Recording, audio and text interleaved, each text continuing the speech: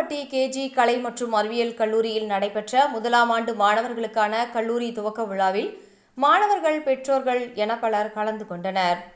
Kovai Saravanapatti KG கலை மற்றும் அறிவியல் கல்லூரியில் முதலாம் ஆண்டு மாணவர்களுக்கான கல்லூரி துவக்க விழா கல்லூரி வளாகத்தில் நடைபெற்றது. KGISL கல்வி நிறுவனங்களின் நிர்வாக இயக்குநர் முனைவர் அசோக் பக்தவாச்சலம் தலைமையில் நடைபெற்ற விழாவில் சிறப்பு விருந்தினர்கள், முதலாம் ஆண்டு மாணவர்கள் மற்றும் பெற்றோர்கள், கல்லூரி முதல்வர் முனைவர் ஜே. ரத்தினமாலா வரவேற்று பேசினார். தொடர்ந்து கல்லூரி செயலர் முனைவர் வனிதா விழா துவக்க உரை ஆற்றினார்.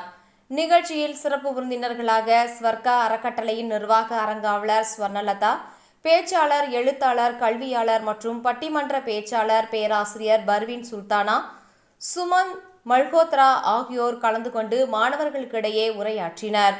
முன்னதாக பேசிய ஸ்வர்ணலதா, தமது வாழ்க்கையில் பட்ட பல்வேறு துயரங்களிலிருந்து மீண்டு தற்போது சமூக பணியில் பல்வேறு விருதுகள் பெற்று தமது தன்னம்பிக்கையால் உயர்ந்து வந்ததை சுட்டிக்காட்டினார்.